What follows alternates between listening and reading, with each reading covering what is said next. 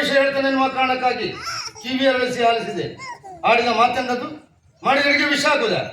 ಪರಿಸ್ಥಿತಿ ಏನಾಗ್ತದೆ? ಊಟ ಮಾಡಿದವರೆಲ್ಲ ಸಾಯ್ತಾರೆ. ಅವ್ರ ಮೇಲೆ ದ್ವೇಷ ನಿನಗೆ? ಅವ್ರ ಮೇಲೆ ನನಗೆ ದ್ವೇಷ ಅಲ್ಲ, ಮತ್ತೆ ಅವರು ಸಾಯುವುದರಿಂದ ಕಾಳಿಂಗನಿಗೆ ಇರುವುದು ಸ್ವಲ್ಪ ಲಾಭ. ಅಷ್ಟು ಜನ ಸಾಯುವ ಬದಲು ಅದೇ ವಿಷಯವನ್ನು ನೀನು ಒಬ್ಬನೇ ತಗೊಳ್ಬಹುದಲ್ಲ?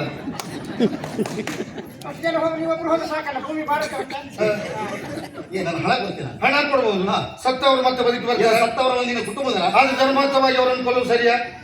ಹೇಳ ಹೆಸರಿಲ್ಲದ ನನಗೆ ಉದ್ಯೋಗ ಕೊಟ್ಟಿದ್ದಾರೆ, ಗೌರವವನ್ನು ನೋಡ್ಕೊಳ್ತಾ ಇದ್ದಾರೆ. ಮಹಾರಾಜರು ಕೊಡುವ ಸಂಬಳಕ್ಕೆ ಕೈ ಒಟ್ಟುವ ಜನ ನೀನು ಮಹಾರಾಜರ ಬಗ್ಗೆ ಕೆಟ್ಟದಾಗಿ ಯೋಚನೆ ಮಾಡ್ತಾ ಇದ್ದ.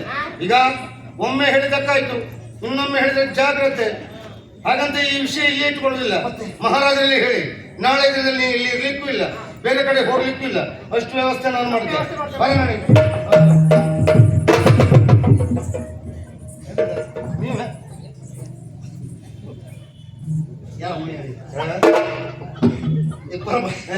ಸಿಟ್ಟುವಂತಿನ ಮತ್ತೆ ನೀವೆಂತ ಗೊತ್ತಿಲ್ಲ ಮಹಾರಾಜ.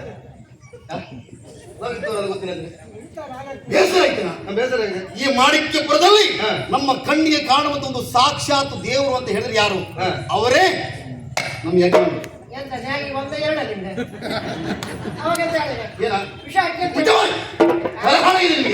ಇಷ್ಟು ದೊಡ್ಡ ಕಾರ್ಯಕ್ರಮದಲ್ಲಿ ಬಹಳಷ್ಟು ಮಂದಿ ಸೇರುವಾಗ ವಿಷದ ಸುದ್ದಿಯ ಸತ್ಯ ಹೇಳಿ, ನೇರ ಇಲ್ಲಿ ಬಂದ್ರೆ ಕೆಳಗೆ ಹೋಗಿ ಬಂದ್ರೆ ಒಂದದ್ದೇ ಹೆದ್ದಾರಿ ಹೆದ್ದಾರಿಗೆ ಆ ವ್ಯವಸ್ಥೆಗಳ ಒಳಪಟ್ಟು ಬಂದದಲ್ವಾ? ಬಂದ ಮೇಲೆ ವ್ಯವಸ್ಥೆ ಮಾಡ್ಕೊಂಡ್ರೆ ವಿಷದ ಸುದ್ದಿ ನಾನು ಯಾಕೆ ಹೇಳಿದೆ ಕೇಳು. ಮಾಣಿಕ್ಯಪುರದಲ್ಲಿ ಅಡುಗೆಗೆ ನಿನಗೊಂದು ಒಳ್ಳೆ ಹೆಸರು. ಕೆಲವರೆಲ್ಲ ಹಾಗೆ ಒಂದು ಮಟ್ಟದ ಹೆಸರು ತಮಗೆ ಬಂದ್ರು ಸಾಕು, ಮತ್ತೆ ಜೀವನದಲ್ಲಿ ಮಾಡುವುದು ತಪ್ಪೇ. ಹಾಗೆ ಹೌದು, ತಪ್ಪು ಮಾಡಿದ್ರು ನೋಡಿದವರೇನಂತಾರೆ, ಏನು ಅವ ತಪ್ಪು ಮಾಡ್ಲಿಕ್ಕಿಲ್ಲ. ಹಾಗೆ ಯಾಕೆ ಮೊದಲ ಹೆಸರು ಉಂಟಲ್ಲ. ಅದೇ ರೀತಿಯಲ್ಲಿ ಅಡುಗೆಯಲ್ಲಿ ಹೆಸರು ಗಳಿಸಿರುವಂತ ಪರಮನಿಗೆ ಹಣದ ಆಮಿಷವನ್ನು ತೋರಿಸಿದಾಗ ಹಣಕ್ಕಾಗಿ ಬುದ್ಧಿ ಬದಲಾಗಬಹುದು. ಇದನ್ನು ತಿಳಿದುಕೊಳ್ಬೇಕಿರುವಂತ ಕಾರಣಕ್ಕಾಗಿ ನೀನು ಪರೀಕ್ಷೆ ಮಾಡಿದಷ್ಟೇ. ಯೋಚನೆ ಮಾಡಬೇಡಿ, ಹಣಕ್ಕಾಗಿ ಬದಲಾಗುವ ಪರಮ ಅಲ್ಲ. ನಾನು ತಮಾಷೆ ಮಾಡಿದಷ್ಟೇ. ಹೋಗೋಣ ಹೋಗೋಣ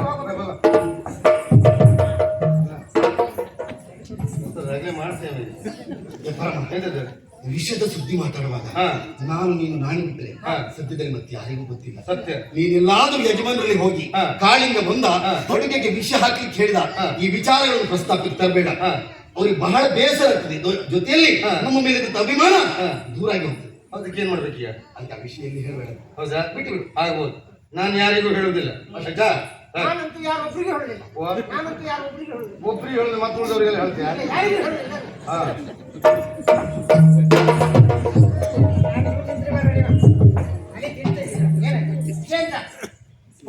ಆಡ್ಕೊಡ್ತಾ ಇದ್ರಿ ಎಂತ ಕೆಲಸ ಇದೆಯೇನಿಲ್ಲ. ಓದ್ಲಿತ್ ಕಡೆ ಇಂತಲ್ಲ ಜಾರಿ ತೋರಿಸ್ಬೋದಿತ್ತಲ್ಲ, ಇಂಥ ಕಡೆ ಕಾರ್ಯಕ್ರಮ ಆಗ್ತಿತ್ತಂತೆ.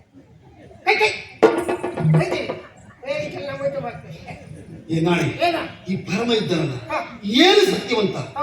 ಜೀವನದಲ್ಲಿ ಮೋಸ ವಂಚನೆಯಿಂದ ಅವನಿಗೆ ಗೊತ್ತೇ ಇಲ್ಲ. ಯಜಮಾನರಿಗಾಗಿ ತನ್ನ ಪ್ರಾಣ ಬೇಕಾದ್ರೂ ಅಂತ ಕೊಡ್ತಾನೆ ಅಂತ ನಿಷ್ಠಾವಂತ ಸೇವಕ. ಅವನ ಜೊತೆಯಲ್ಲಿದ್ದಂತ ನೀನು ಅದನ್ನೇ ಅಭ್ಯಾಸ ಮಾಡಿದೇನಾ?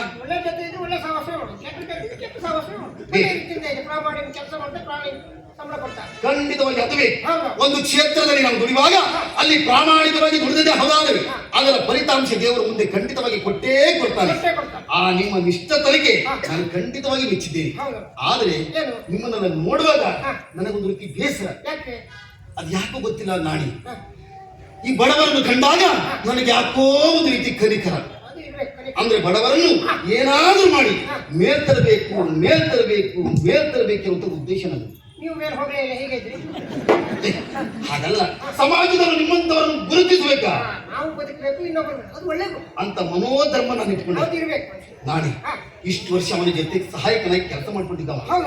ಒಂದು ದಿನ ಆದ್ರೂ ನಿನ್ನ ಜೀವನದಲ್ಲಿ ಇಷ್ಟು ಹಣ ತೆಗಿ ನೋಡಿದುಂಟ?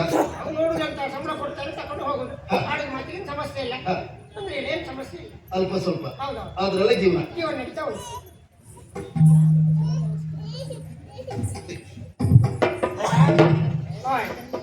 ಕಾಣಿಕೆ ಡಬ್ಬಿ ಹೊಡ್ಕ ಬಂದ್ರಿ. ಕಾಣಿಕೆ ಡಬ್ಬಿ ಕಾಳಿಗೆ ಕಳ್ಳ ಅಂತ ಮಾಡಿದಿನ. ಯಾರು ನಂಬುದು? ಇಷ್ಟು ಹಣ ತಗೋತೀನಿ.